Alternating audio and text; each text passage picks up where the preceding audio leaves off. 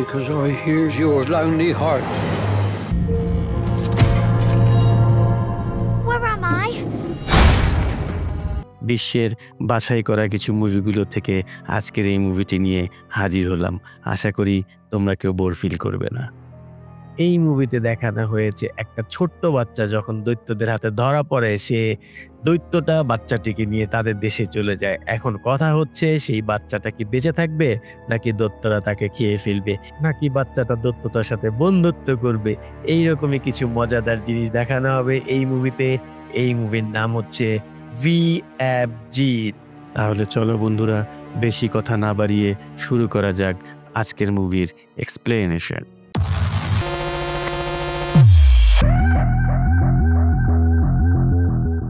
গল্পের শুরুতেই আমরা সোফি নামের একটি বাচ্চা মেয়েকে দেখতে পাই, যে ছিল সব বাচ্চাদের থেকে আলাদা, এবং সে লন্ডনের একটা অনাথ আশ্রমে বড় হচ্ছে।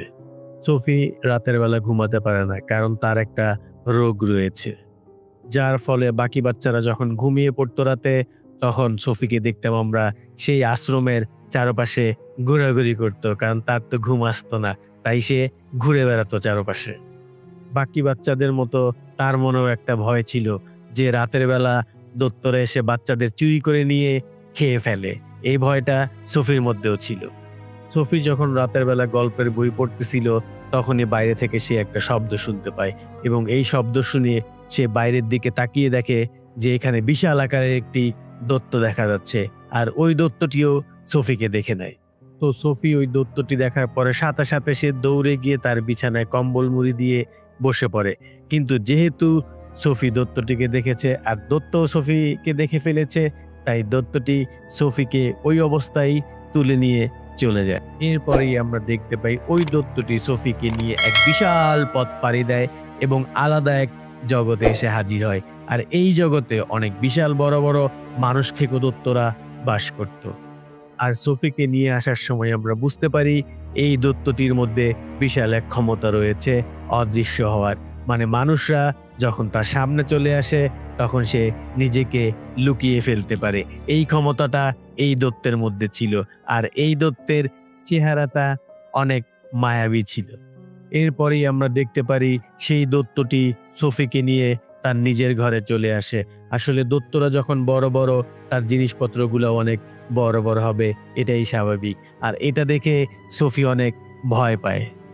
ফলে ভয় পেয়ে সোফি সেখান থেকে পালানোর চেষ্টা করে, আর সোফি পালাতে গেলেই দৈত্যটি সাথে সাথে আবার সোফিকে ধরে ফেলে।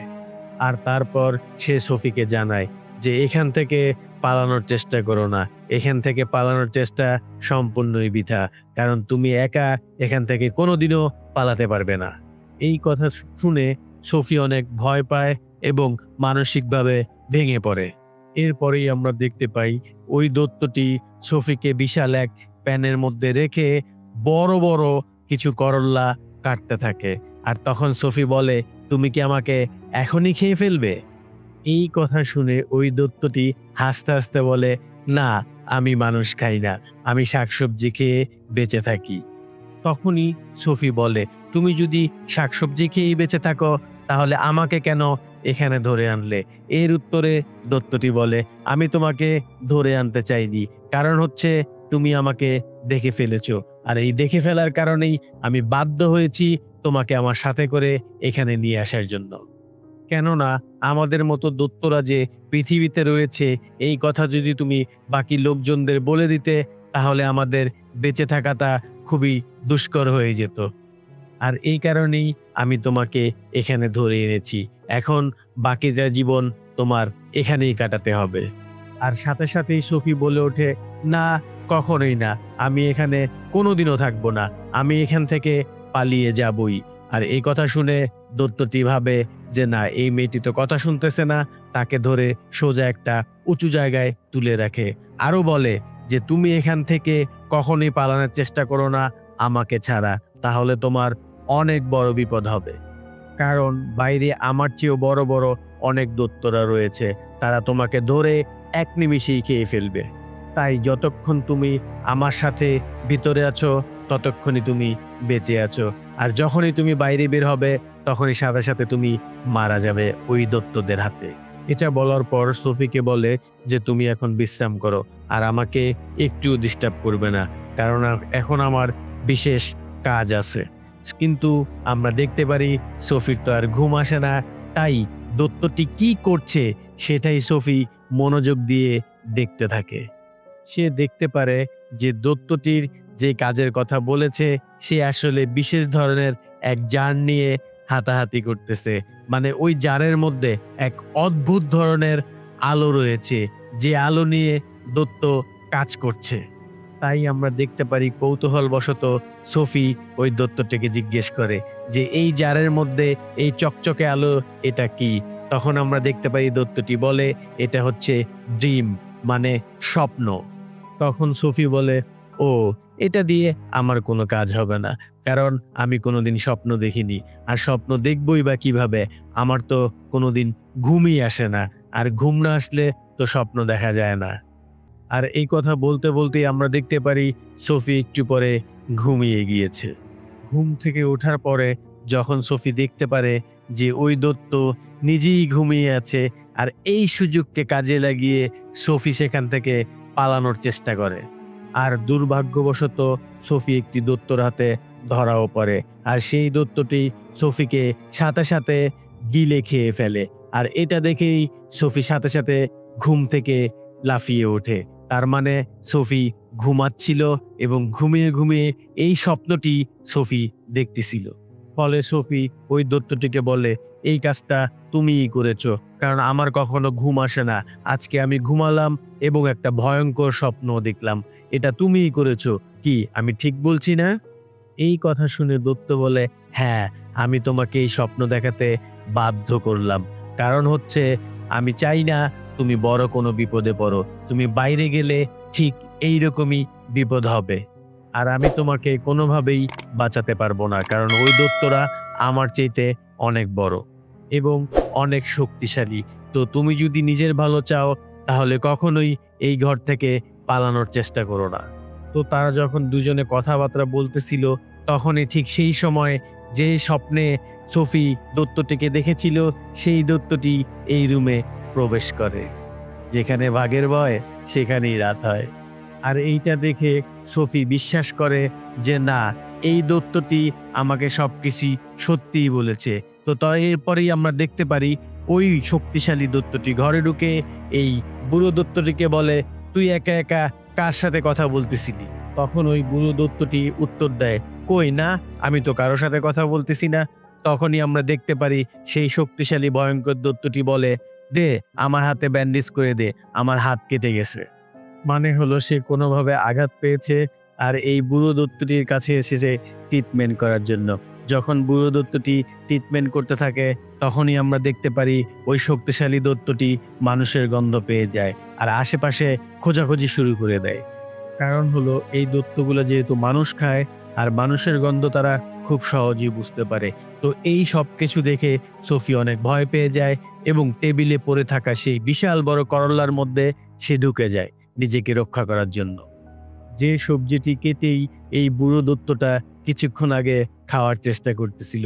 তো ওই শক্তিশালী দৈত্যটি আশেপাশে খোঁজার পরই সে এই সবজিটির কাছে আসে এবং সে শুনতে পায় যে এই সবজিটি থেকেই মানুষের গন্ধ আসতেছে। তাই সে এই সবজিটি হাতে নিয়ে যখনই সে খেতে যায় সাথে সাথে ওই বুড়ো দৈত্যটি বলে, কি ব্যাপার, আজকে তোমার কি হলো? এই সবজি তো তুমি কোনোদিনও খেতে চাওনি, আর আজকে এই সবজিটাই খাচ্ছ? এই সবজিটা খেতে অনেক তেতো আর এই সবজিটি একদমই ভালো না। এই কথা শুনে সেই শক্তিশালী দৈত্যটি সেই সবজিটি হাত থেকে ফেলে দেয় আর সঙ্গে সঙ্গে আমরা দেখতে পারি ওই দৈত্যটি বাইরে বেরিয়ে যায় আর সোফি কোনো রকমে মৃত্যুর হাত থেকে রক্ষা পায়। আসলে কথাই তো আছে, রাখে আল্লাহ মারে কে। তো সোফি যেহেতু ওই করল্লার ভিতরে ঢুকে পড়েছিল তাই সে যখন বাইরে বেরিয়ে আসে তার জামা কাপড় সমস্ত কিছু নোংরা হয়ে যায় এবং ভিজে যায়। আর এটা দেখে ওই বুড়ো দৈত্যটি তার কাছে থাকা কিছু জামা কাপড় সোফিকে দেয় যে এইগুলো তুমি চেঞ্জ করে নাও এবং তাকে একটা সুরক্ষিত জায়গায় রাখে যে এখানে তুমি বিশ্রাম করো, কারণ এই বুড়ো দৈত্যটির এখন বিশেষ একটা কাজ আছে, সেই বিশেষ কাজের কারণেই তাকে এখন বাইরে যেতে হবে। আর এই কথাই সোফিকে সে বলে। আর সোফি এটা শুনে বলে যে না, আমি একা একা এই ঘরে কখনোই থাকবো না, তুমি যেখানে যাচ্ছ আমাকেও সাথে করে নিয়ে যাও, আর আমি তোমার সাথে যাবই যাব। তুমি কি কাজ করো সেটা আমাকে দেখতে হবে। আর এই কথা শুনে বুড়ো দত্ত বলে না, তোমার এখন বাইরে যাওয়া ঠিক হবে না, কারণ আমি এখন স্বপ্ন ধরতে যাচ্ছি, আর ওই জায়গাটা খুবই বিপজ্জনক। তাছাড়া এখান থেকে বের হওয়ার সময় যদি ওই বড় বড় দৈত্যগুলো কোনো রকমের জেনে যায় যে তুমি আমার সাথে আছো, তোমাকে সাথে সাথে ধরেই ওরা খেয়ে ফেলবে, আর এই রিস্ক আমি কখনোই নিতে পারবো না। তো সোফি এই কথা শুনে অনেক জোরাজুরি করে যে না, আমি তোমার সাথে যাবই যাব। তো প্রথমে তো বুড়ো দত্তটা তাকে নিয়ে যেতে চায় না, কিন্তু সোফি এত জোরাজুরি শুনে তার মন গলে যায়, আর সে সোফিকে নিয়ে যেতে বাধ্য হয়। আর এই ঘর থেকে যখনই তারা বের হয় তখনই তারা দেখতে পায় যে বাইরে সমস্ত দৈত্যরা এখন ঘুমাচ্ছে। তাই তারা দুজন মিলে চুপি চুপি সেখান থেকে বের হয়ে যাওয়ার চেষ্টা করে। কিন্তু দুর্ভাগ্যবশত একটা দৈত্যর ঘুম ভেঙে যায়, আর সে উঠেই ওই বুড়ো দৈত্যটিকে নিয়ে খেলতে শুরু করে দেয়। বুড়ো দৈত্যটি যেহেতু তাদের থেকে আকারে অনেক ছোট এবং তারা অনেক শক্তিশালী, তাই সব সময় এই বুড়ো দৈত্যকে নিয়ে তারা খেলতে শুরু করে দেয়। কিন্তু কিছুক্ষণ খেলার পরই ওই বুড়ো দৈত্যটি আকাশের দিকে তাকিয়ে বলে যে কিছুক্ষণের মধ্যে বৃষ্টি নামবে। ফলে আমরা দেখতে পারি সঙ্গে সঙ্গে এই বুড়ো দৈত্যটিকে ছেড়ে দিয়ে তারা একটা গুহার মধ্যে আশ্রয় নেয়। আসলে এই দৈত্যগুলা বৃষ্টির পানিকে প্রচন্ড পরিমাণে ভয় পায়।